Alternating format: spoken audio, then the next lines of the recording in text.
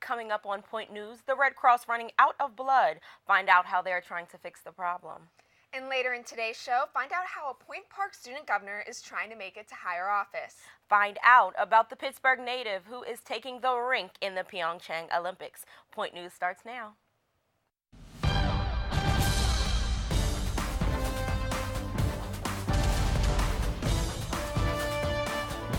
Live from the Point Park University Broadcast Center in downtown Pittsburgh, this is Point News. Good afternoon, I'm Tassie Harmon. And I'm Sarah Maculin.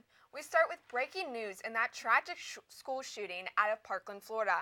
President Trump just addressed the nation a few hours ago, using words like hatred and evil to describe the shooting that left 17 people dead and 14 injured. This is the fourth time since taking office that President Trump has had to address the nation following a shooting. We've also just learned that the suspected gunman, 19-year-old Nicholas Cruz, was a member of a hate group. We'll continue to follow this developing story and bring you updates in our newscast. Now to this, a call for help from the American Red Cross. They have an urgent need for blood donations, and Point Park students are stepping in to help. I spoke to the Red Cross about the shortage. According to the American Red Cross, 6.8 million people donate blood each year in the United States. However, this year we may already be seeing a decrease in that number.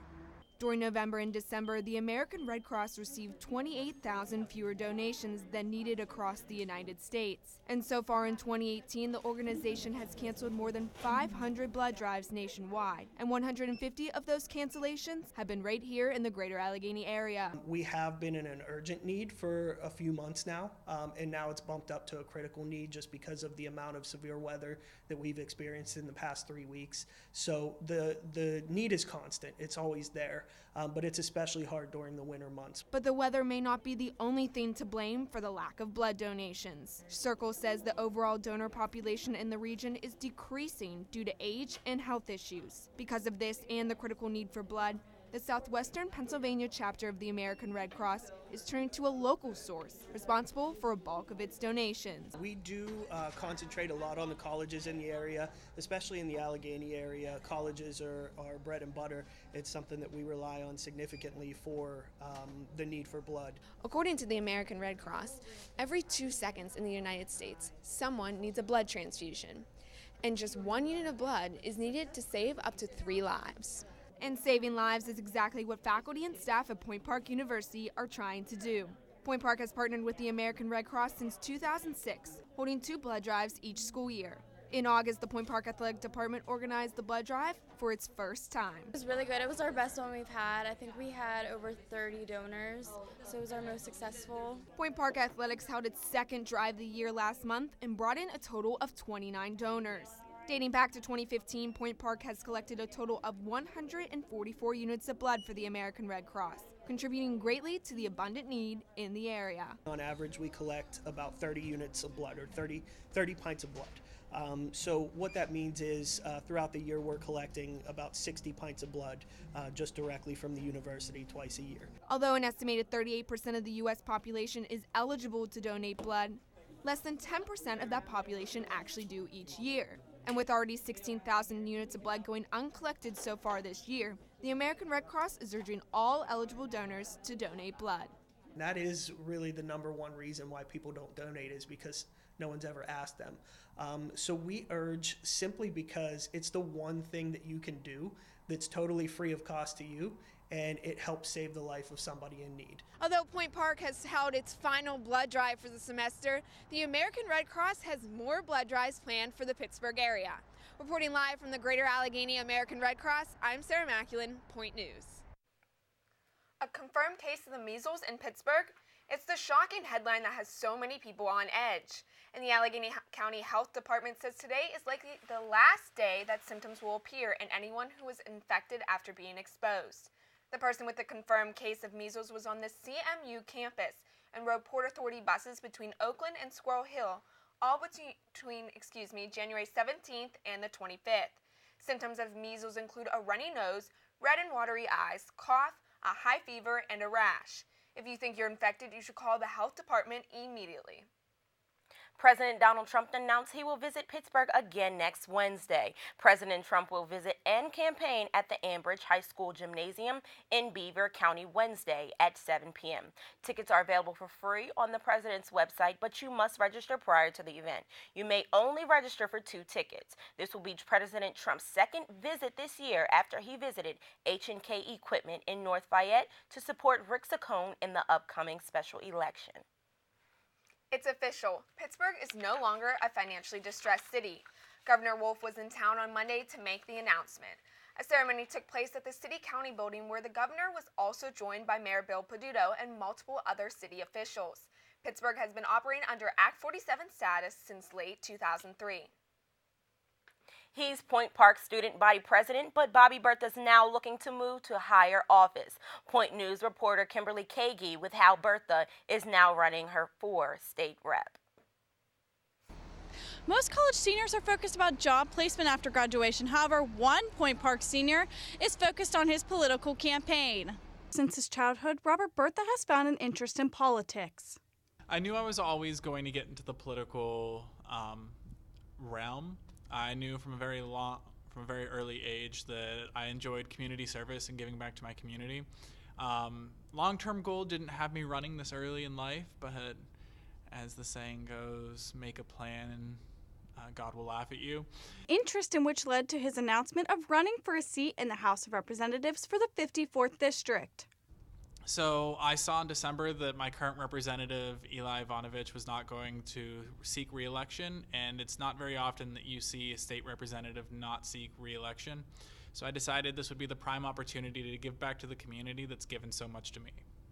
Point Park Senior sees a unique opportunity to dive into politics. I think with my young age, it'll definitely be a beneficial part to definitely get the younger voters out, whether it's my young charisma or my platform that they like more, but I definitely think my young age will help. Amongst Robert Bertha's campaign, there are 3 additional Point Park students, Alexander Popacek, Christopher Chandler, and Bradley Colohay, all serving on the committee to get Robert Bertha elected. If you're choosing a campaign staff, it's important to have a lot of people that you trust. So I have some really good friends of mine from back home within the district that are on the staff, and then very good friends of mine from Point Park that are on the staff. His focus is to reach people on hot-button issues, including education. I'm a college student right now. I've been a college student for the past 4 years, and my time in high school both have showed me that education needs to be at the forefront. It needs to be the topic always on someone's mind, because we're educating our youth and we're educating them for our future. Robert plans to fund his campaign with the help of friends and family. $1 can help. If it's really only $1 I can get from a friend or a family, I'll take it, because we're trying to do a grassroots campaign here. The party primaries will be on May 15th and the general election is on November 6th. Reporting for Point News from Point Park University, I'm Kimberly Kagi. It's that time of year again here at Point Park University. Course registration. Registration for summer and fall 2018 opened on Monday for graduate, online, post-baccalaureate, and senior students. To help students prepare for registration, the Center for Student Success will be holding new drop-in sessions over the next few weeks. During these 1 to 2 hour time slots, students can get their schedules approved and have any advising concerns addressed by a success coordinator and a chair representative. The first drop-in session for Point Park School of Comm students will be held on Tuesday from 2:30 to 4 in the Center for Student Success. After all, this cold weather could be there for a warm-up on the horizon. Point News weather reporter Wyatt Cree has the update. Well, guys, it looks like today might be that warm-up. As you can see, we will have a high of 61 with a low of 45. So maybe before you head out today, grab a light coat and possibly an umbrella, because there is a 79% chance of precipitation. But I will have your 3-day weather forecast with you later in today's show. So let's head back to Tassay and Sarah at the desk. How are Point Park students taking a stand against bullying? That story is coming up after the break. Later in today's show, find out which Eagles are thinking about not attending the White House after their big Super Bowl win.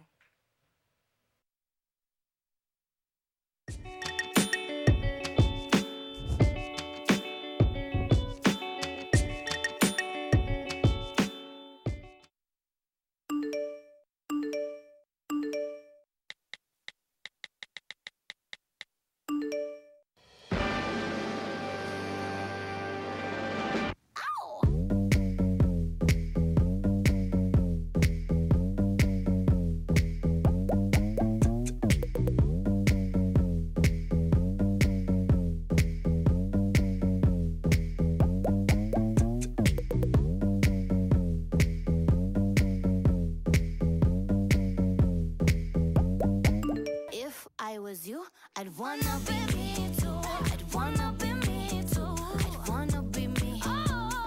If I was you, I'd wanna be me too. I'd wanna be me too. I'd wanna be me too. I'd wanna be me too. I'd wanna be. Spending just 7 minutes climbing stairs each day cuts your risk of a heart attack in half over 10 years. Sure, elevators are convenient, but you burn twice the number of calories just going upstairs than you do while jogging. Think about how long you spend waiting for elevators. The average person spends the equivalent of 2 years waiting for elevators over the course of their lifetime. Don't let that be you. Save time and increase energy. Next time, take the stairs.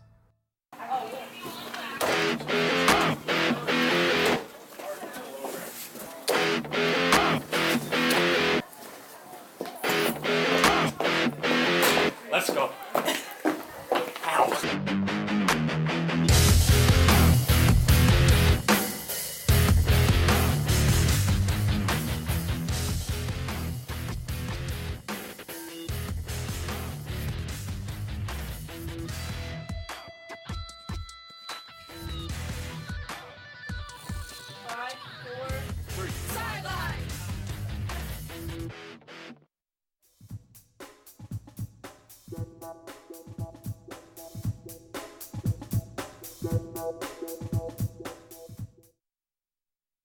Welcome back to Point News.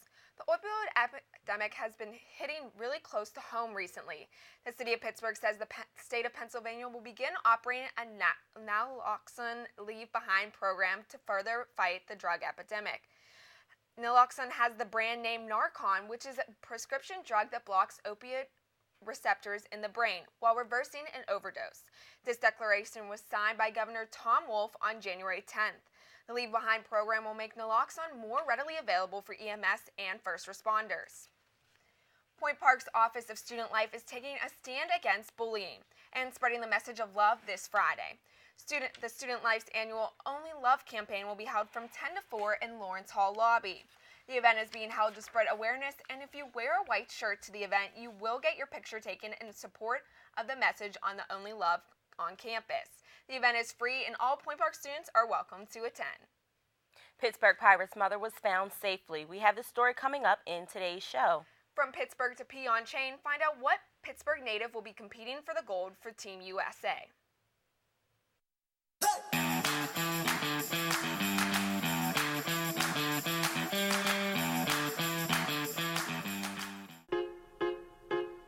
One is the loneliest number that you'll ever do.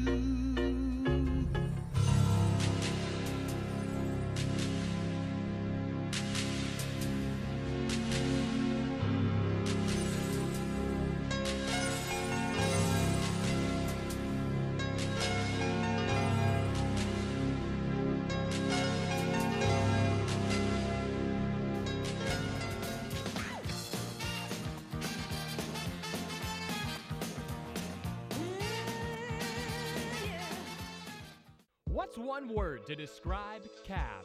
Welcoming.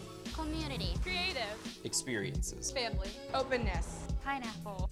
The Campus Activities Board is a student-run organization that consists of 7 different committees. Each focuses on event planning, marketing, and administrative activities. Join us in organizing the juiciest events on campus, from late-night bingo to festive dances to our team bonding meetings. Follow us on Twitter and Instagram at Point Park Cap, or like us on Facebook at Campus Activities Board at Point Park University. Good evening and welcome to Newsnight. I'm Josh Troop alongside Jess Paterchak. Defending his decision to kick out 15 Cuban diplomats from the United States. Thanks, Allison.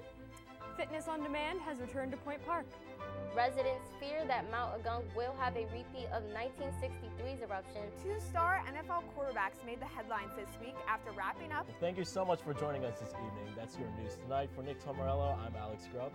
Have a great night.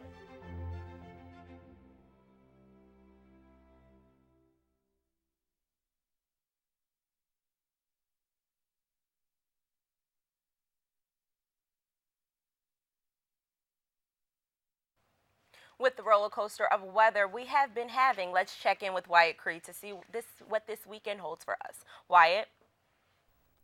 Let's take a look at our 3-day Point News weekend weather. If you look on Friday, we have a high of 49 and a low of 21, and that precipitation will continue all day Friday. A 72% chance. Grab your umbrellas, your raincoats, your rain boots, everything. I think you might need it this weekend. That rain will continue into Saturday, where we'll have a high of 41 and a low of 27. And if we take a look at Sunday, about the same temperatures, a high of 45 and a low of 34. Again, that precipitation is continuing. Looks like that little taste of spring that we're getting today will not continue. Let's head back to the desk with Sarah and Tase.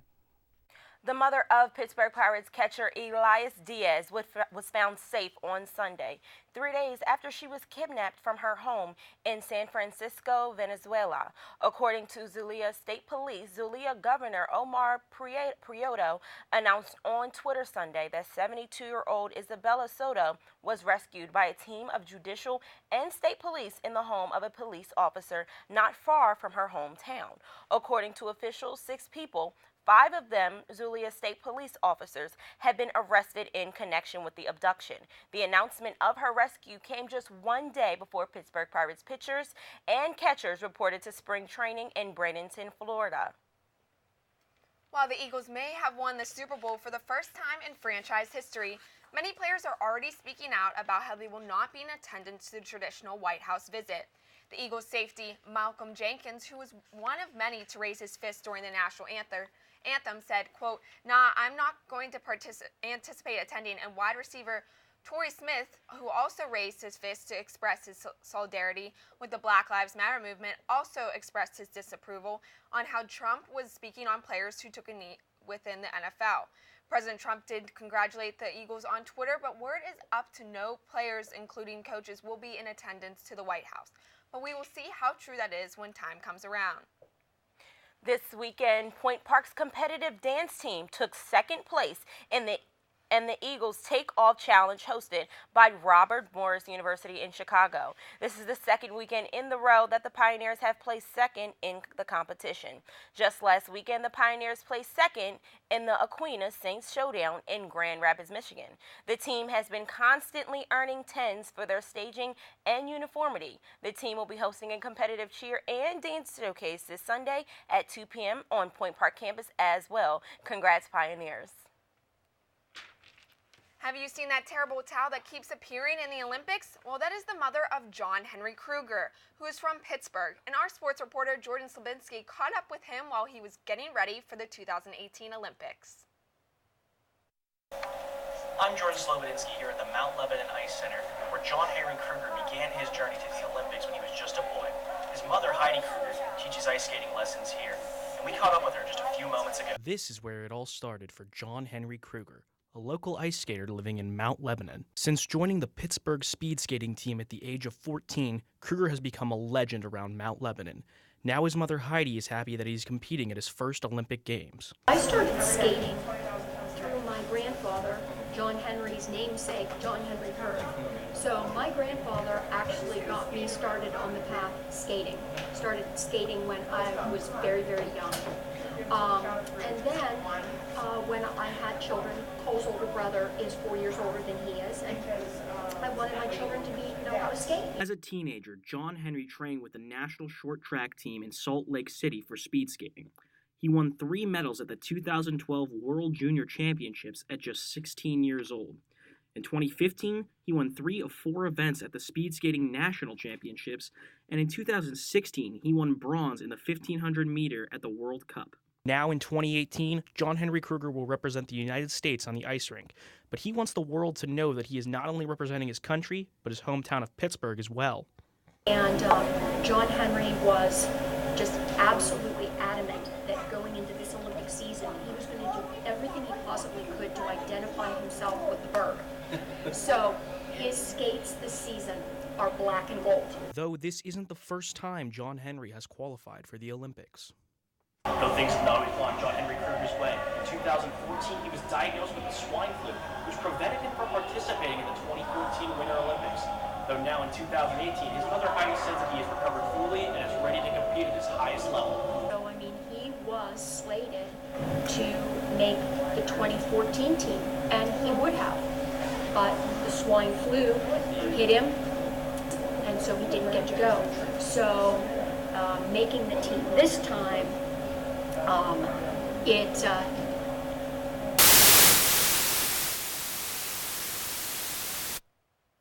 That does it for this week's Point News. Be sure to join us next Thursday live at 2 p.m. Have a great week, everybody.